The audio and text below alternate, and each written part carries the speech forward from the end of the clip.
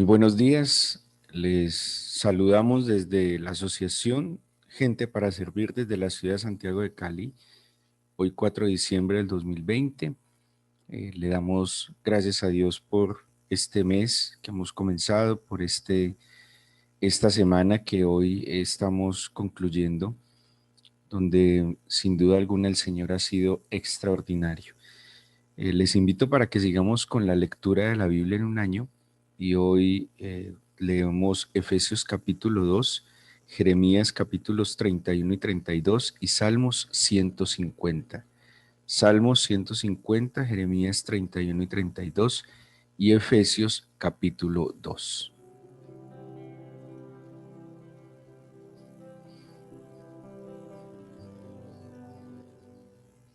Les invito para que continuemos con la lectura de la carta de Pablo a los Efesios. Sin duda alguna, Es, eh, es una carta extraordinaria, no solo con un profundo contenido teológico, sino que nos expresa la conmoción interna de Pablo ante la gracia, ante el amor, ante la bondad del Señor.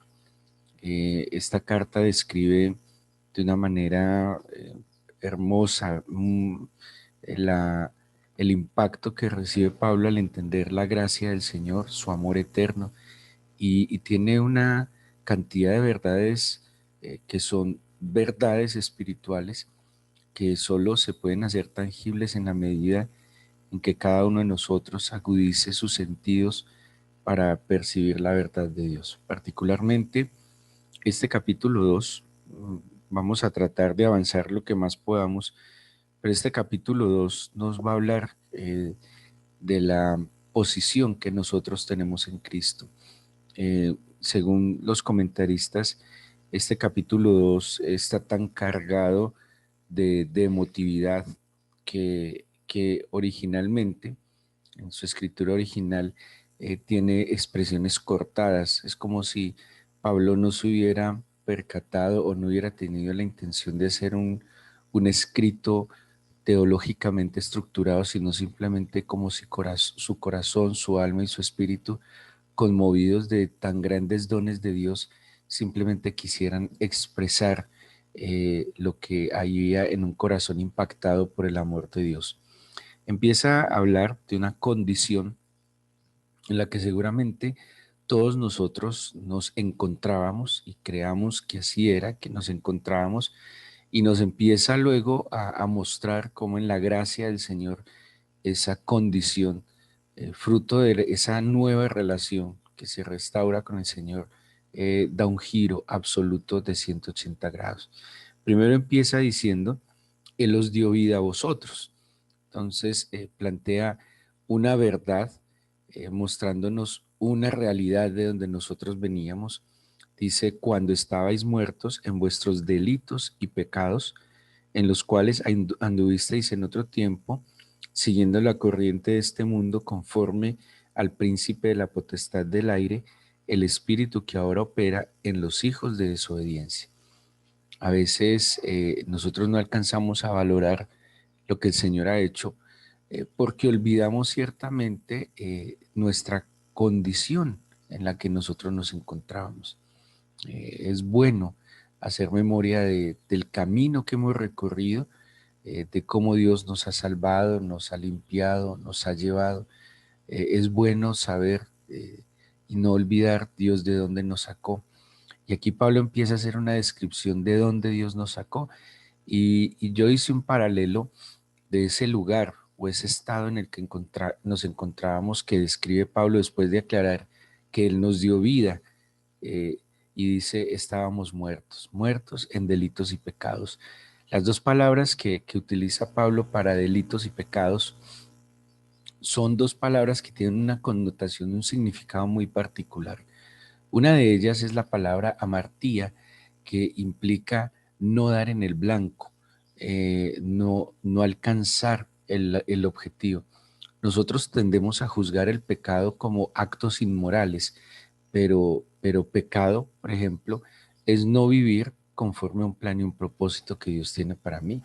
O sea que yo por mi orgullo, por mi soberbia, por mi necedad, por mi altivez, puedo estar viviendo totalmente un propósito aparte de Dios, incluso profesando ser creyente, porque pecado, como les decía que traduce acá, es cuando yo no alcanzo el objetivo, el plan, cuando yo no le doy al blanco de lo que Dios tenía para mí en las diferentes o en los diferentes roles que tengo como esposo, como hijo, como padre, como hermano, como ciudadano, como siervo del Señor. Yo puedo perfectamente quedarme corto ante ese plan y ese propósito. Y la otra palabra que habla de pecados es paraptoma y tiene que ver con estar como desviado del camino. Claro, para poder llegar al punto, para poder llegar al blanco, para poder llegar al objetivo, para poder cumplir el propósito, debo claramente estar en un camino adecuado. Y esa palabra paraptoma implica que he transgredido, que he traspasado un límite, que me he desviado del camino que me iba a llevar al cumplimiento de ese propósito. Claro, cuando yo estoy apuntando a donde no debo apuntar y cuando he tomado el camino que no debo tomar, obviamente no solo no cumpliré ese propósito de Dios en mi vida, sino que seguramente voy a cometer actos, ahí sí podemos decir actos que van en contra de la moral, actos que van en contra del prójimo, actos que van en contra de la misma creación. Y estoy simplemente perdido. Y así nos hallábamos nosotros. Y es lo que Pablo está diciendo. Estábamos muertos porque no estábamos en un camino que no era, y si estábamos en el camino equivocado, pues mucho menos íbamos a poder llegar al propósito. Y ojo, que muchos profesando la fe pueden seguir en un camino inadecuado y en un objetivo inadecuado. Un objetivo inadecuado o un objetivo donde estamos perdidos y no estamos dando en el blanco. Por ejemplo, que nuestro propósito de vida sea ser millonarios, ser ricos, tener más posesiones. Porque no nos podemos olvidar de Isaías 43:7, que dice claramente que fuimos creados, que fuimos hechos, que fuimos formados para la gloria de Dios. Así que todo lo que yo haga en mi vida que no apunte y que no esté en el camino de glorificar al Señor, por más admirable que se vea, pues simplemente implicará que estaré en un delito o en un pecado. Pero dice también el versículo 2, en los cuales anduvisteis en otro tiempo, siguiendo la corriente de este mundo. Claro, al estar en un camino, el ser humano fue diseñado para ser oveja, así de sencillo. Esa es la comparación más clara que nos hace la Biblia respecto a un animal. La oveja necesita ser guiada, la oveja necesita ser pastoreada. Y si yo voy al megapastor, que lo dice la Biblia, o al principal pastor, o el gran pastor, pues obviamente estaré en las mejores condiciones. Pero si yo no hallo al buen pastor, si yo no agudizo mis sentidos para que la voz del buen pastor me guíe, pues cualquier otro pastor me puede guiar, ¿sí? Voces que me pueden engañar y que me pueden hacer caminar en otras sendas.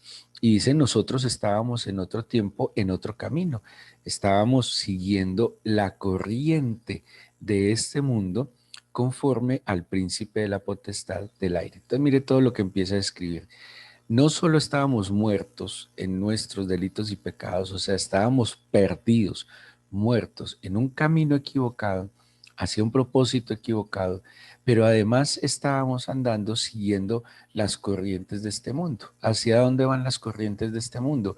Hacia un propósito y en un camino que no era el que el Padre tenía para nosotros.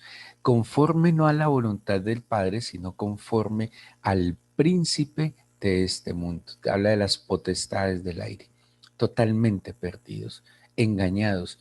Y yo a veces me asombro que escucho personas que evidentemente están haciendo y viviendo vidas que no son conforme al plan de Dios. Y a mí me asombra y me asusta cómo su boca se llena al mencionar a Dios. ¿Cómo se toma el nombre del Señor en vano? ¿Cómo, cómo decir Dios, el Señor, Dios lo bendiga, Dios tan bueno, Dios está conmigo, en labios donde evidentemente hay maldad?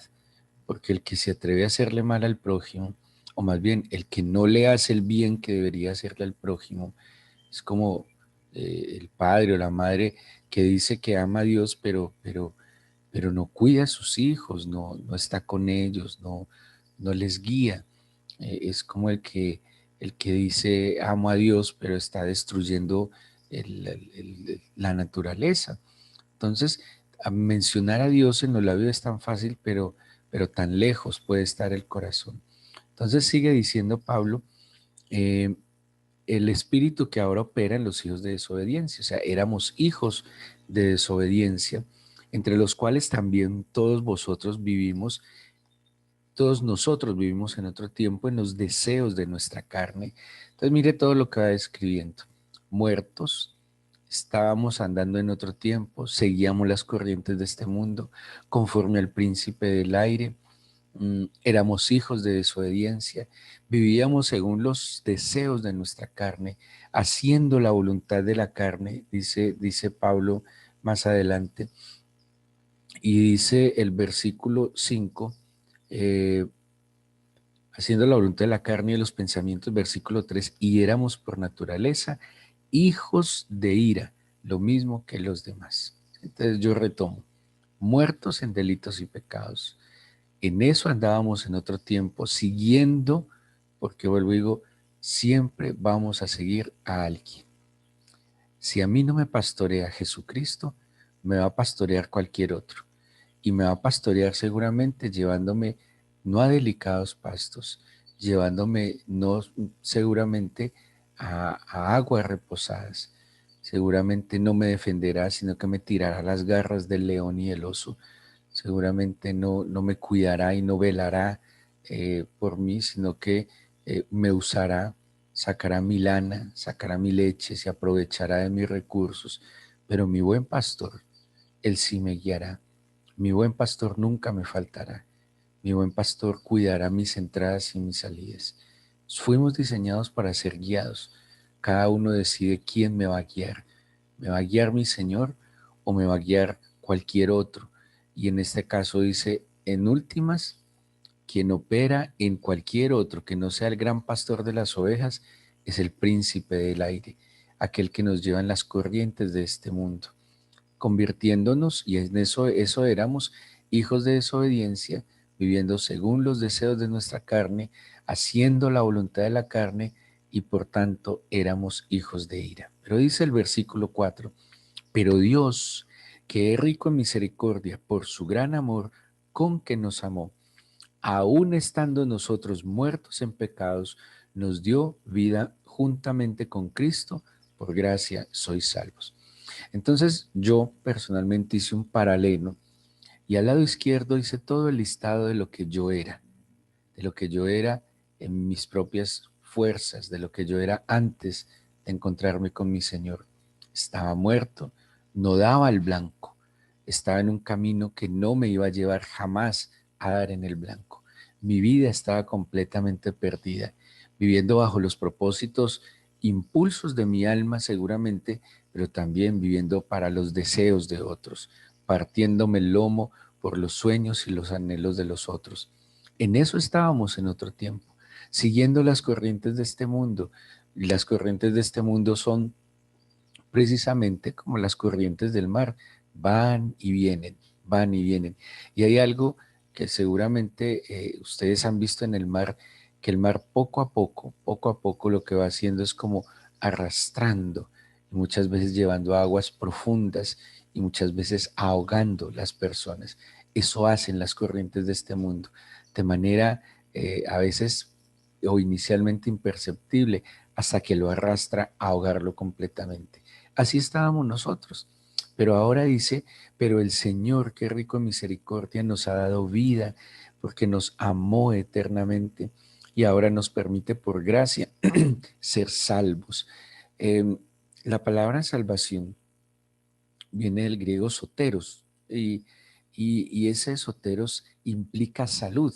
De hecho, el Ministerio de Salud de Grecia eh, tiene en su nombre la palabra soteros, que es la misma palabra que se usa en el Nuevo Testamento para hablar de salvación. Salvación es salud, salvación es vida, salvación es restauración. Y dice entonces el versículo 6, y juntamente con él nos resucitó y asimismo nos hizo sentar en los lugares celestiales con Cristo Jesús. ¿Dónde estábamos antes? Estábamos en las corrientes de este mundo, haciendo conforme a la voluntad del príncipe del aire. Ahora ya no nos tomó un príncipe, ahora ya no nos tomó el príncipe que opera en el aire, ahora nos tomó el que está por encima de ese príncipe, el que es el rey de reyes y señor de señores. El príncipe del aire seguramente tiene poder, el príncipe del aire seguramente tiene una autoridad y la tiene, domina en este mundo. Pero nuestro Señor tiene la potestad sobre los cielos y sobre la tierra. O sea que ese puede ser el príncipe del aire, que tiene un poder y una autoridad. Pero nuestro Señor, el que nos dio vida, el que nos rescató, tiene la autoridad sobre el cielo y sobre la tierra. Él es el que nos tomó nuevamente. Entonces, si antes estábamos siguiendo las corrientes de este mundo, ahora nos puso en lugares celestiales, nos dio una posición. De hecho, más adelante, el capítulo 6 de este mismo libro de Efesios nos va a decir que nosotros, y aquí mismo también, nos pone por encima incluso de las potestades, de los principados en Cristo Jesús, toda la posición en Cristo Jesús. Y dice el versículo 7, para mostrar en los siglos venideros las abundantes riquezas de su gracia en su bondad para con nosotros en Cristo Jesús. Porque por gracia sois salvos por medio de la fe, y esto no es de vosotros, pues es don de Dios, no por obras para que nadie se gloríe. Versículo 10, porque somos hechura suya, creados en Cristo Jesús para buenas obras, las cuales Dios preparó de antemano para que anduviésemos en ellas. Entonces, si logramos hacer todo este paralelo, tenemos que en otro momento estábamos en otro tiempo, estábamos muertos, siguiendo en un camino totalmente de perdición, siendo unos hijos de desobediencia, de ira, viviendo bajo nuestros impulsos y deseos. Pero ahora en Cristo Jesús, además de haber recibido la vida, la salvación, ahora podemos tener un propósito, o sea, ir al blanco, estando en su camino, sabiendo que tenemos una posición en los lugares celestiales, que si antes vivíamos para los deseos y nuestros impulsos, ahora entendemos que fuimos creados para buenas obras que el Padre preparó con anterioridad, buenas obras que el Señor preparó para que nosotros pudiéramos caminar en ellas, para que no siguiéramos viviendo bajo otros deseos, bajo otros impulsos, bajo los planes de otros, sino que viviéramos bajo sus perfectos planes. Y ahora ya no somos hijos de ira, y ahora ya no somos hijos de desobediencia, por el contrario, somos hijos amados. Estos 10 versículos nos muestran claramente lo que éramos antes y ahora lo que somos. Entonces, si esto somos en Cristo Jesús, si usted está seguro que Jesús tocó su corazón, que Jesús fue a la cruz por sus pecados, si usted está seguro y está arrepentido de haberle ofendido, de haber vivido según sus propios criterios, pues ahora en el Señor nosotros tenemos toda la esperanza. Y cada día, ¿para qué hacemos esto entonces? Porque cada día debemos acercarnos a Él para pedirle que nos permita vivir hoy para las buenas obras que Él preparó para nosotros. Que en este día nosotros cumplamos y demos en el blanco de este día. El Señor pensó en algún momento de su eternidad en el 4 de diciembre del 2020. Nosotros hoy nos levantamos temprano para pedirle que el plan, las obras que Él pensó a través de mi vida para este 4 de diciembre del 2020, yo las cumpla. Que en este día yo alcance el blanco, que en este día yo esté en el camino que debo andar, que el Señor me halle en este día en mis entradas y en mis salidas, cumpliendo el propósito que lo ha de glorificar. Que este día no pase inadvertido sin haber logrado que el perfume agradable de la presencia del Señor esté conmigo. Que mis miradas, que mis expresiones, que mis palabras, que mis abrazos, que todo mi ser hoy se emane esa esencia divina que Dios colocó en mí a través de su Espíritu, que yo pueda agradecer, que yo pueda levantar mis ojos al cielo y pueda ver la gloria de Dios, pero que también pueda entender el papel, el rol que yo tengo para este 4 de diciembre del 2020. Mañana será otro día y mañana volveremos a buscarle para poder escuchar su voz, para poder entender lo que Él tiene para mañana. Gocémonos hoy en el Señor. Pidamos que su Espíritu nos llene de su presencia, de su sabiduría y de su guía, y que esta verdad extraordinaria que conmovía a San Pablo en este capítulo 2 sea una verdad que a nosotros también nos conmueva de igual manera, que somos salvos por su gracia, que esto no depende de nosotros, que es un don de Dios para que nadie se gloríe.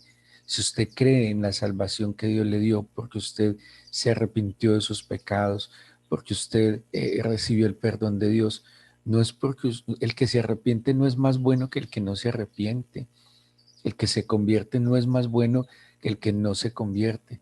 Simplemente en nosotros sobre una gracia, un acto de bondad soberano de Dios, que pudimos mirar más allá del aire, que pudimos ver más allá de nuestros caminos torcidos, que pudimos pensar más allá de lo que ofrece esta tierra y que pudimos ver más allá del sol, donde el Señor está bendiciéndonos desde su eternidad a través de su Santo Espíritu. Oremos, entreguémosle al Señor este día, pidámosle que nos dirija, que nos acompañe, pidámosle que nos permita hoy vivir para su gloria, para este propósito. Propósito, Señor. El ser humano se la pasa encontrando un propósito. El propósito va alineado a los sueños, a los anhelos, a los planes.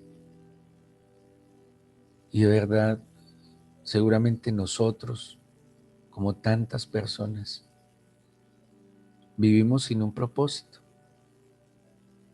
Pensamos que la vida es nacer, crecer, reproducirse y morir. O siempre nos enfocamos en un futuro que tal vez nunca llegará y que tanto se piensa en la eternidad. Es mucho más segura la eternidad que el futuro,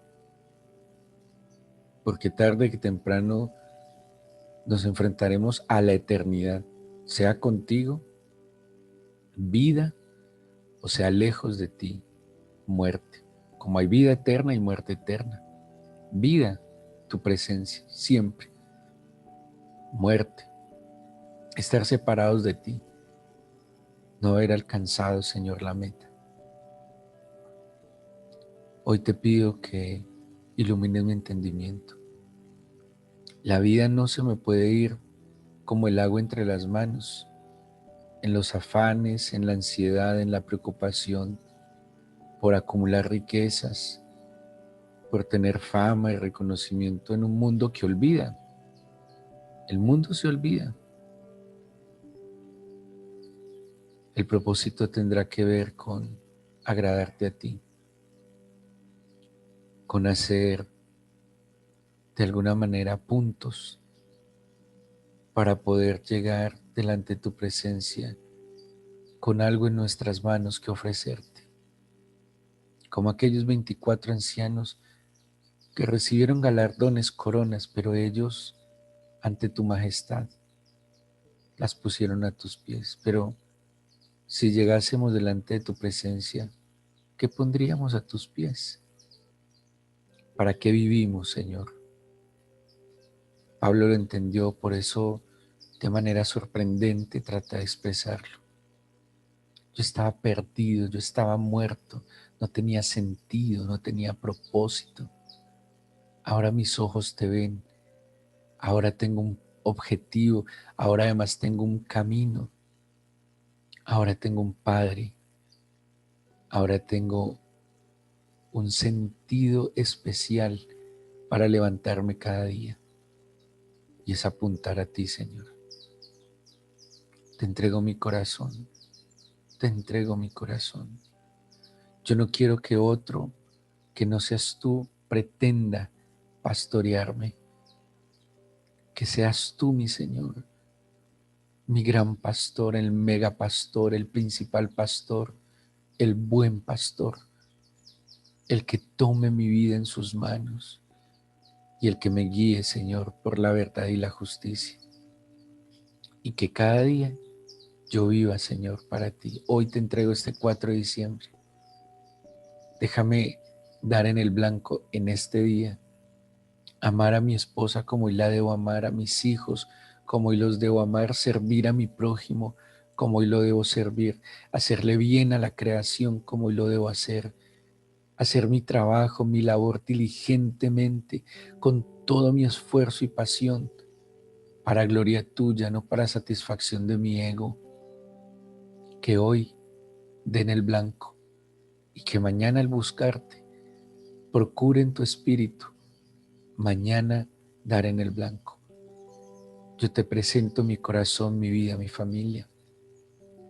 Te pido que mi familia, que todos en la unidad del Espíritu, podamos encaminarnos hacia ti y podamos, Señor, serte agradables. Gracias por esta semana. Gracias por esta semana en que nos has dejado ver de manera tan tangible y evidente tu gracia, tu poder, tu amor, tu bondad, tu misericordia. Gracias porque tú nunca, nunca dejarás de ser ese Dios bueno, justo, poderoso. Y ese es nuestro Padre, en el cual nos gloriamos y nos gozamos. Gracias por tu palabra, gracias por tu Espíritu y por escuchar nuestra oración en el nombre de Jesús. Amén.